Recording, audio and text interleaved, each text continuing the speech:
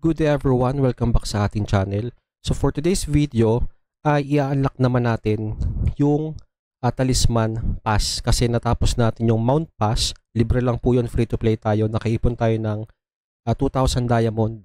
Tapos nakaswerte tayo, naka-epic tayo na mount. So ngayon naman, since nakakolekta tayo ng 820 plus itong nasa ilalim na 1235, ay naka 2,000 din tayo. Ito po ay sa loob lamang ng isang araw. Kasi yung pinakahuli ko dito, itong Ancient Papyrus. So ngayon kasi nasa dungeon ako, no, kakabenta lang. Dito sa anong pangalan ng dungeon? Ano to? Guys, nakalimot uli ako, Asian Papyrus, swerte, no. Grabe. Kaya mamaya ko na ibebenta, wait lang. Swerte. Sige, tuloy tayo, nawala ako ha. No, so nakadalawa ako na Asian Papyrus today. So paano nga to? Balik tayo sa nawala ako exchange yan. So, sasabihin nyo baka naipon siya matagal na. Actually, hindi kasi ang register for sale natin is 16, 20 out of 20 lang. So, kapag naka 20 ka na, hindi ka na makakapag-sale. So, kailangan mo siyang claim. So, yung history natin na ito ay maya tayo nagbebenta. Itong Ancient Papyrus. Ito 5 minutes, 36 minutes, 55 1 hour. So, lahat ng nalulot natin, 1 hour, 2 hours, 6 hours ago, ay benta agad. So, wala dyang bulk na inipon. So, pa isa-isa yan. 10, 1 hours. Ayan. So, may 21 hours, 23, 1 day ago. Simula sa part na to, 1 day ago, nagsimula na ako mag-ipon. So, possible po talaga pala na higit pa sa 2K diamond per day. So, hindi ko lang alam kung magkano conversion ngayon kasi level 40 pa lang naman ako. Kung magkano nga ang posibleng kitain kapag 45 ka na tapos nagpa-farm ka. So, ayan, nagsimula ako dito. Check nyo to guys, baka malakas ang bentahan ito sa inyong server. Medicinal power, hard shell, iron ore, fresh fruit, heavy meat. Ito ang pinaka-the best ngayon sa akin, itong quartz mineral at saka itong empty wine bottle. Tapos yan, quartz mineral sham na ipon, 179, empty bottle. Itong Morion, yan, nakadalawa ko for today.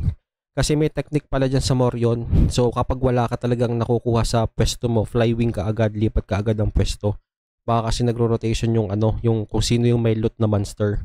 Yun yung naging technique of flywing agad. So ayan, ano pa ba? Ito unknown fragment 29, Tattered Cave 46 at ito yung nagsalba sa akin ngayon 489. So claim na natin. Ayun, 2055, so labis na. Tapos kung ako tatanungin nyo sa part na to, sa summon, kung anong uunahin nyo, guys, ang unahin nyo talaga itong mount. Bakit mount? Kasi yung mount, kapag nakakuha ka ng isa dyan, kahit anong rarity, pwedeng gamitin ng kahit anong character. Mapa archer ka man, wizard, or cleric, kahit anong mount pwede mong gamitin. Kasi kung magwe-weapon style ka, tapos ang na-unlock mo ay pana, bow, hindi mo magagamit yan kung cleric ka. Kung ikaw naman ay knight, tapos ang na-unlock mo ay staff, hindi mo magagamit yan. So para sa akin, pinakahuli ko na to. So 3 days pa. Baka makapag ano pa ako. 3 days left, baka maulit ko ulit yung 2,000 na dias per day. Activate pa. So ngayon, ang gagawin muna natin itong Night Crow's Claw Talisman Pass. So click na natin. Game. Purchase. Ayun, receive all. Dami. So free to play lang po ito. Kung mapapansin nyo dito, saan ba yung pinaka-top up nito? Dito. O dito. Dito ata. Yan, wala pa ako nabibili dyan, dito. Ito yung ano lang, diamond at saka gold, ito wala. Ito, wala pa. Gusto ko nga sana makuha ito kasi kaya pa naman ng free to play. Baka hindi mo na ako mag-ano dito kasi para mabili mo to, nasan yung event. May event dun kailangan mo siyang bilhin. Ito, $19.99. So, sa ngayon is kaya pa naman, free to play muna. Kaya, go muna. So, ngayon, nakuha na natin 3 at saka 22. So, 25 pala yung bigay. Okay, 25 yung bigay. So, sa crafting kasi, may ano agad siya. Plus 4. Normal craft ata. O nga, normal craft. Tapos, ito. Nightcraw's gear. Tapos, ayan. Kapag iniligay mo siya sa crafting, ilan ang mawawala? 8. Ay plus 4 agad. So, gawin ba natin yung 8 plus 4 agad? So, not bad. Sige, kunin ko na to. Craft ko na to para may plus 4 na agad tayo, sure. Ayan, may plus 4 na agad tayo. So, may 14 pa. So, back tayo. Hindi ko lang sure kung tama naging decision ko. Open natin to, plus 4. Ayun. Tapos ito, 11 pala to. So, max na natin. Ayun. Dami. Ano kayang gawin ko?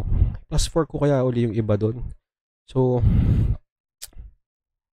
try kong mag plus 4 pa ng mga dalawang round. Craft. Ewan ko tama ang decision ko. Pero sige. Isa pa. Ayan, okay na yun. Basta magtatabi tayo, magtitira. Ayan, so tatlo na po yung plus 4. Ngayon naman, ito, open ko na lang to. Bahala na kung tama ba naging desisyon. Yan, dami.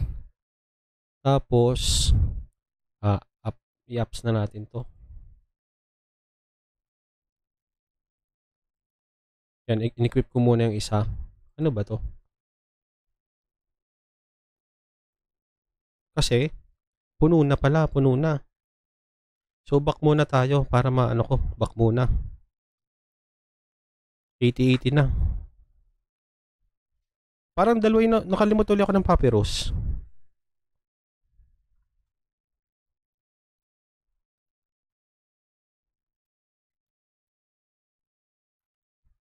Tingin nga, papyrus.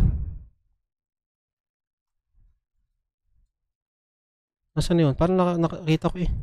Eh no, oo nga. Tapos, so nakatatlo tayo today. Swerte. Eh no, dalawa. Magkano na ngayon to? 499 na. Isell ko na to. Nakadalawa na uli. So, 499, 1,000. Maalak natin bukas yung weapon style for sure. Dalawa. Tapos, 1,000. Okay, tapos bawasan ko na lang para mas mabilis. 498 dapat. Okay na to para mabenta agad. Bali, 995. Ayun. So guys, ayun. Nakaano na tayo. Dalawa pang ancient papyrus. Swerte ah. Ito po ang server nito ay 104 rook. Tapos, punta tayo sa storage.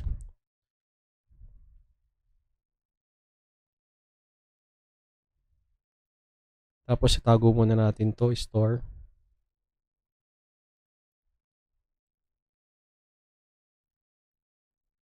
Yung Morion ko na bound, 3 pa. Ba't ang dami nito? Yung naano kanina na unlock, kaya pala nag-ano. Galing din to sa binili. 75. Alin pang pwede.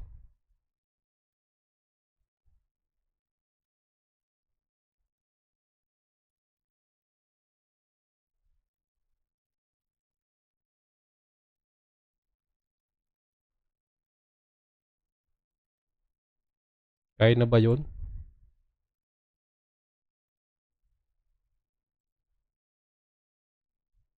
Ayun, kaya na. So, 76. Okay. So, ang apps nito, ayan, may maramihan, di ba? Okay. So, ito muna. Ilan ang maximum nito?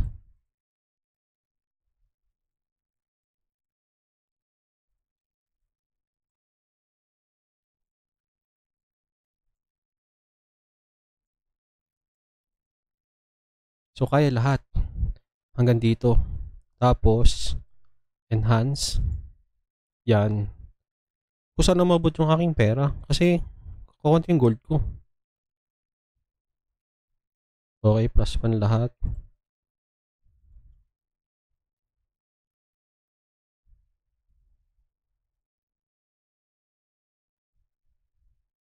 Bakit no gear enhance?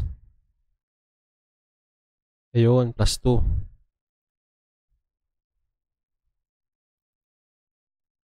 1, 2, 3. Nabawasan. Gusto ko may animation.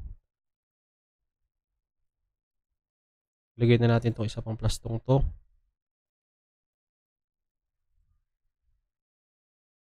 Konti na. Plus 4.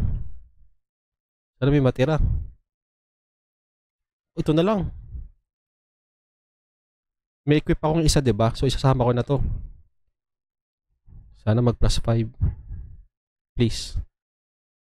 Plus 5. Oh my God. Dalawa na. My God. So, ang lang ko na gagawin ko ngayon, dalawa na tira. Equip ko na lang itong plus 5. Tapos itong plus 4. I-ups ko din. Asan nun ito?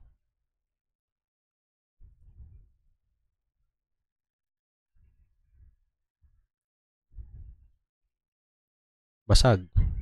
Oh my God. Pero happy na ako sa plus 5. Isa pa to. Last. Sana mag plus 6 man lang. Okay na. Stop na dun. May natira naman ako isa. Kahit ano accuracy. 13 pala eh. Game. Close ko muna to. Okay.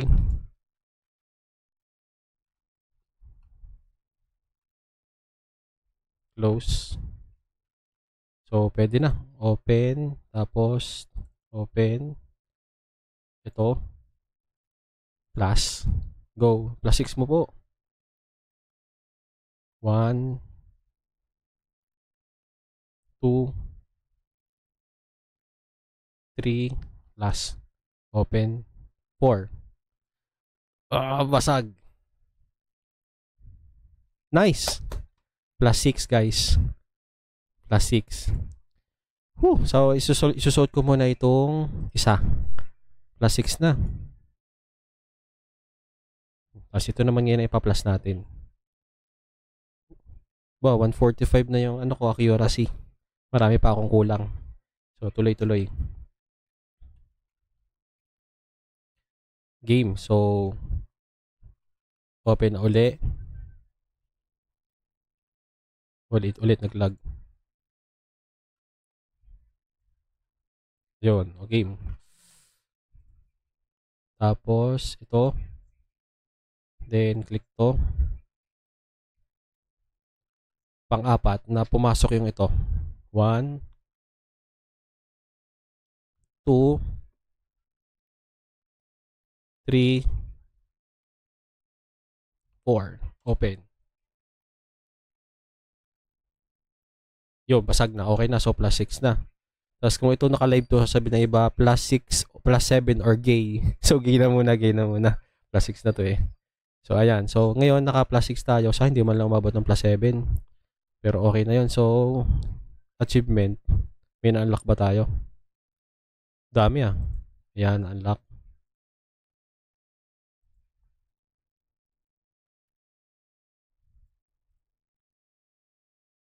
Okay. Visible na. Check natin. Sana yung papyrus natin. Swerte. History. So, bukas. So, ngayon na natira na sa atin, 55. Kung maka 2K ulit ako bukas, mag-upload ulit ako ng video. So, ang ating growth rate ngayon ay 58 na. 58. So, kapag may buffs, halimbawa ito, saka ito. Aba, naka 149 accuracy na. So, kailangan ko pa kasi itong aabot to ng 150 kasi hindi ko pa nakakraft itong iba sa normal, ito sa bookmark ko. Ayan, kasi ang suot ko ngayon ay walang accuracy. Dapat ako yung mag-agile champion skaters. Ito yung mga armor. Ito pa. Mayroon pa itong accuracy 1. So, abot pa ako ng 150 plus. Ayun. So, bukas, sana maabot. Unlock natin tong weapon style. Sana swertehin tayo. Sana talaga. So, ayun lang guys. Ito yung ating growth rate. 58k. 78 lang yung damage. 120 attack speed. Accuracy 149. So, kaya ko po 150 plus. 160. Hopefully this week 160. Then, ito siya. Ang build nga pala nito ay dual damage crit. Ang pinaka-build nito. Kung mapapansin nyo ang dual damage, ang crit ko ay 8 na, plus crit pa dito. Crit damage at crit, bali 13. Tapos may range crit ako na 14, PvE crit. Hinahanap ko yung crit at dual damage. Dual damage ko ay 13, saka 1, 1. So, bali 15. Ang nagdagdag dyan ng crit at dual damage ay itong mount. Naanla ko tong mount, ito. So, libre lang. 120, dual damage 8. Kaya yung tira ko, either nagmamax, nagdo-dual damage, nagkikrit. Minsan kasi nagsasabay-sabay yung max, dual damage crit, tapos skill. Kaya minsan, yung ibang lower mobs, nawawan hit talaga. Halimbawa mga level 32, parang level, since ako naman ay 40 lang. Kung tutusin nga ito, 149, napakababa. Kasi may napanood ako. Grabe, yung kanila, 300 na tayo, level 45, level 50. Umabot sila ng 119 nito. So, magagaling. Tapos yung ups ko, mababa pa to. So, hopefully, ang susunod ko nang gagawin is mag-focus na ako sa ups. Basta makuha ko na lang muna itong free. Last 3 days na lang to guys. Yun lang, buyers, I'm out.